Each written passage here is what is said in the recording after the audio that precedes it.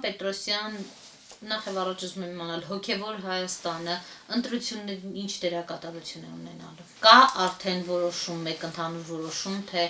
ինչ ձևաչափով եք մասնակցելու, ի նկատի ունեմ վերահսկելու գործընթացը առհասարակ, մանավանդ որ դուք միշտ նշում եք, որ Արդարություն Հայաստանում նախաձեռնության հետ համագործակցություն կա, ինչպես եք դուք մասնակցելու, ճշգրտել եք թե ոչ։ Չէ,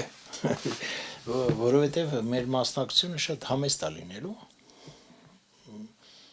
Բնականաբար մենք չենք սպասարկելու ընտրություններ, բայց եթե մեր ընկերները գալիս են ինչ-որ կազմակերպչական ինչ-որ բաներով, իհարկե կօգնենք զուտ մեր ընկերներին սատարելու համար։ Անձամբ իմ կարծիքով դա մի խոսքով անպետք բան պարապ գործ է, պարապ գործ։ Այսինքն կմասնակցեք այնքանով, որքանով որ պետք կլինի ինչ-որ դիտորդական առաքելություն իրականացնել։ Ինչքանով որ մեր ընկերներին սատար կանգնելու խնդիր կլինի։ Եվ մտածում եք, որ դա անպտուղ աշխատանք է լինելու։ Չգիտեմ, ցավում եմ, բայց այդպես եմ զգում։ Պարոն Պետրոսյան, այդ դեպքում ինչպես պետք է ազդել գործընթացների վրա։ Առհասարակ ինչ պիտի անի հոգևոր Հայաստանը այդ հոգևոր Հայաստանի կերտման ճանապարհին, հաշվի առնելով, որ օրինակ ձեր նույն հոգևոր Հայաստանի ցանկում մենք տեսնում ենք անուններ, ովքեր այս կամ այն կերպ, այս կամ այն քաղաքական ուժի հետ ճանապարհ են անցնում այս պահին։ Մտավախություն չունեք, որ ի վերջո ինչ որ փուլից կարող է այն կուսակցականացվել կամ չընկալվել որպես ընտրություններից դուրս գոյություն ունեցող ինչ որ նախաձեռնություն։ Հասկանում եմ, այդ մարդկանց, որ դուք ասենք դուք նկատել եք եւ այլն,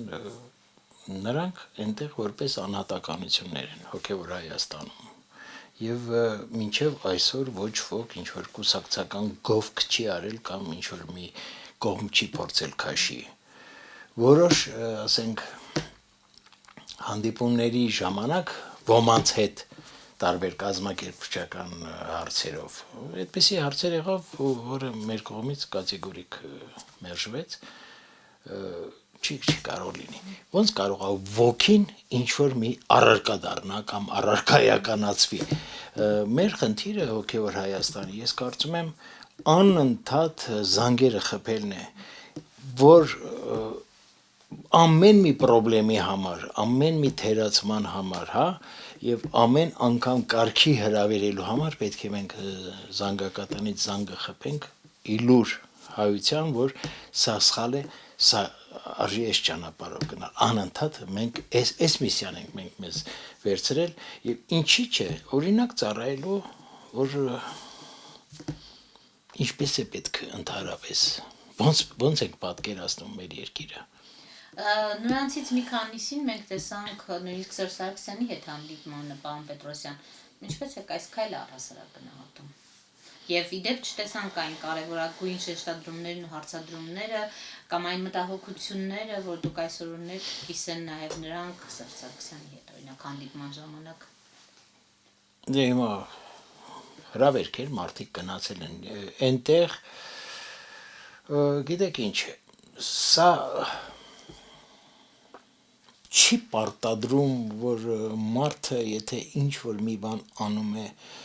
ինքը ամեն ինչից պետք է հրաժարվի, չի կարելի, ես այդպես եմ մտածում, ես կրաում եմ ում մասին է խոսքը, են որ լուրջ մտավորականներ են եւ այսօր այսպես կարող է ասեն մի քիչ տարիքային խնդիրներ կա, մի քիչ էլ միգուցե ինչ որ սպասումներ կա, ինչ որ լուծումների, բայց իրենց արածով, իրենց ներդրումով մեր ժողովրդի համար բավականին մեծ աշխատանք են արել եւ մարդը ընդհանրապես սխալական է։ Ես էլ կարող եմ այսօր ինձ վատ պահեմ որպես մարդ, բայց վաղ ես անպայման կուղվեմ, ավելի լավ է նայել բովանդակությանը, ամեն դեպքում լավ մտավորականը, ճիշտ մտավորականը ինքը չի կարա վատը լինել, ես սենց եմ մտածում, ինքը անպայման իր տեղը կընկնի, իր արժեքային համակարգում ինքը շատ ճիշտ կպահի իրեն։ Պարոն Պետրոսյան, ըստ էության ապրիլյան քարորե պատերազմից հետո կամ հուլիսյան դեպքերից հետո ավելի շատ ձեզ ակտիվացած տեսանք հասարակական, քաղաքական գնահատականներ հնչեցնելիս, այ հետաքրքիր է ինչպես եք այս առումով գնահատում նախկին այսպես կոչված պաշտոնյաների, գործիչների քաղաքականություն վերադարձը եւ այս կոնտեքստում նաեւ Սերյան Օհանյանի քաղաքականություն մտնելը նախորդ շաբաթ նա հայտարարություն տարածեց, որ մտնում է քաղաքականություն այսպես մարդիկ, ով երկար տարիներ իշխանության մեջ են եղել եւ շատ կարեւոր օղակ զբաղեցրել իշխանության մեջ, կարող են այսքան կտրուկ փոխվել եւ սկսել մտահոգվել, բանավանդ որ դուք նշեցիք մարդը սխալական է, դուք նման բան պատկերացնում եք, թե ոչ, եւ ինչ կարծիք ունեք այս ստեղծված իրավիճակից։ Ուրեմն, եթե մարդ 1, 2, 3 սխալներ է թույլ տալիս, դա այլ բան է, բայց եթե բովանդակային կյանք է անցնում, հա, այդ սխալների ամբողջ ճանապարհով, դա ինձ համար արդեն անընդունելի է։ Եվ ժողովրդին պետք չի այդքան պատկերացնել, որ այդքան անուղեղ է ժողովուրդը կամ այդքան հիշողության կորուստով է, հա, այդպես չի։ Ամեն դեպքում ժողովրդի հիշողությունը մեծ է, նա ամեն ինչ էլ հիշում է, միգուցե չի արտահայտվում, միգուցե չի ընդվզում, բայց նա շատ լավ հասկանում է, ներքուստ հասկանում է, պետք չի ժողովրդին էշի տեղ դնել, ինձ թվում է, ընդհանրապես դա բոլոր այն քաղաքական գործիչներին է վերաբերում, որոնք փորձում են հիմա ինչ-որ կյանքի նշաններ ցույց տալ, ու էլ չեմ ասում, ոմանք էլ ընդհանրապես հենց մի հատ կազուսային հայտարարություններ են անում, ավելի լավ չի դու թոշակի մնաս, ընդհանրապես մի էլ խոսի, քեզ ով է հրավիրում, որ դու գաս, հələ, չգիտեմ, հին սազը նվագես, լավ չի։ Ում նկատի ունեք, պարոն Լևոն Տեր-Պետրոսյանին։ Եվ ինձ ամենաշատը ցավ վաճառեցին, որ նրա ելույթը հենց մի, չգիտեմ, պաթոսով ողջունեցին, բայց բովանդակային առումով նա ինչ էր ասում էր, որ մենք մեզանից ոչինչ չներկայացնող ազգ ենք, եւ եթե մենք մեր ձագերին չտանք, մեր բանը բուրդ է, ոնց կարելի է այդպիսի բան ասել, ոնց կարելի է, ինչ ենք մենք ուզում անենք, ժողովրդին վերջի հույսից կտրենք, ժողովրդին ցույց տանք, որ ինքը իրենից ոչինչ չի ներկայացնում, շատ ցավալի բան է, ու դա ասում է մտավորական մարդ է, չէ, ես հիշում եմ, ես այդ մարդով շատ հիացած եմ եղել, ու շատ երկար ժամանակ, շատ երկար։ Պարոն Պետրոսյանի վերջո ինչու այս հին գործիչներից, հին նախագահների այս քննարկումների եւ տիրույթներից այն կողմ չենք անցնում, մասնավորապես մենք տեսնում ենք, որ Հայ ազգային կոնգրեսի ցուցակը գլխավորի Լևոն Տեր-Պետրոսյանը, Հանրապետականի ցուցակը հեռացող նախագահ Սերժ Սարգսյանը գլխավորի եւ նաեւ թաքնված խոսում է այն մասին, որ երկրորդ նախագահն էլ անպայման անմիջական մասնակցություն է ունենալու այս գործընթացներին։ Ինչու այս հին սերունդը չի ուզում առհասարակ հեռանալ։ Չկա նորը Երևի կորցնելու շատ բան ունեն, դրա համար կենաց մահու կռիվ են տալիս, երևի թե։ Կամ ինչ-որ բան վերջացել է, նորից վերցնելու հայտ են ներկայացնում, ես այսպես եմ մտածում, չգիտեմ, եթե ինձ փողոցում, ազնվությամբ եմ ասում, եթե 10 հոգի ինձ փողոցում հայհոյեն իմ հետևից, ես գետինը կմտնեմ, ես կհավաքեմ մի փասափուսեն կգնամ անես տեղ կապրեմ, որ մարդու երես չտեսնեմ, ոնց կարելի է ասենց ամբողները վեր կենան ու անընդհատ ասեմ ոչ, չէ, չգիտեմ, չգիտեմ ինչ, բայց զոռով շարով այմարդ էլի ուզում են հերիքա, ինչ վերցրել եք գնացեք, թողեք մենք գոնե ինչ-որ մի բան անենք լավ, ինչ-որ մի լավ բան անենք մեր ազգի համար, մեղք այս ազգը, չի կարելի Այդպիսի այլ ընտրանքներ տեսնում եք այս երեքի տիրույթից դուրս Ինչի այս երեքը մեր ազգի լավագույն նմուշներն են։ Ինքան լուսավոր մարդիկ կան։ Ինքան հզոր մարդիկ կան, որոնց հետ կարող ես նստել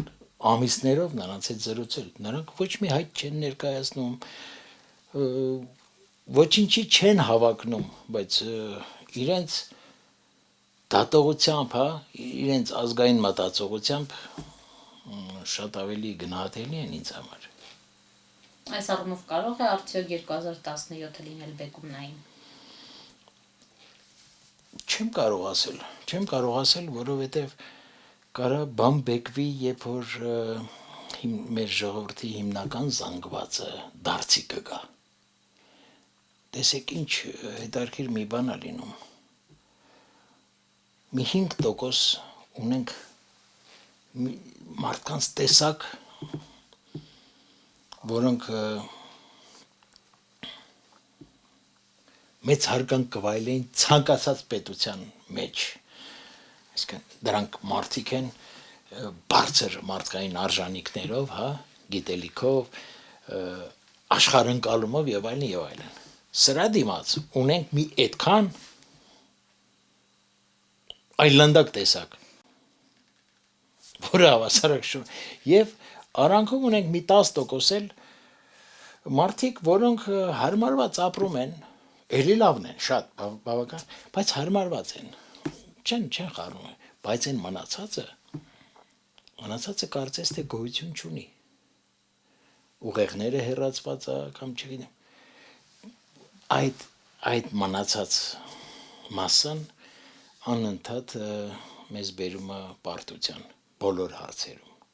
հարցերում բերում է մեզ պարտության, սա լուրջ դրանց պետք է դաստիարակել, անընդհատ խոսքով, մեր բոլոր հեռուստատեսությունները պետք է լծվեն դրան, ոչ թե հենց մի հատ սենց ալիք ես վերջերս զարմանալու բան, ես ընդհանրապես հեռուստացույց չեմ նայում, մենակ գիշերը ուշ կարող եմ զուտ ցրվելու համար մի հատ ֆիլմ գտնեմ, չգիտեմ որ ժամին ինչա, որտեղ է, որ ալիք, ուղղակի թերթեմ ինչ-որ մի բանի վրա կանգնեմ նայեմ, ու հետարքիր բան, երբ որ հայկական ալիքներով անցնում է, այդ 1-2 վայրկյանն էլ հերիք է, որ տեսնես անպայման անթրաշ, ծուրտ բերանով դեմք, կամ մի լաչար կին, ու սենց արագ անցնում ես, ոնց որ տոկը խփի, ու շատ ալիքներում է դա, սա է մեր լավագույն տեսակը, սա ենք մենք ուզում, չգիտեմ, ինքան բան կա, մեկ ոնց որ թևաթափ լինես, այսքան մաքրելու գործ կա համար, այս աստիճան, Եթե մի պահ այսպես հայկական սերիալներն էին գերակշռում, մենք հիմա տեսնում ենք հնդկական սերիալ, սա ինչի մասին է խոսում առհասարակ, ու այս միտումը կա, մենյա հեռուստաընկերություն, շանթ հեռուստաընկերություն, մրցավազք է հնդկական հեռուստասերիալների։ Եթե մեր սերիալները ինձ ցավ էին պատճառում, հնդկականից ծիծաղ է պատճառում, որովհետև այն մակարդակի ոչ պրոֆեսիոնալ էլ աշխատանքներ են անում, ինչ որ հարվածը տալիս է կես ժամ հետո, այդ հարվածի ձայնն է կամ այդ ինչ որ նրանց դերասանական խաղը մի քիչ ուրիշ է, չգիտեմ, բայց բոլորն էլ միտված են նույն բանին, ժողովրդին իրականությունից կտրելու եւ իրեն իներտ պահելու խնդիր են լուծում, որ հանկարծ մարդը չմտածի, ինչ որ մի ֆիլմից այնքան չտպավորվի, որ վաղը գնա օրինակի համար ինչ որ մի բան նախաձեռնի,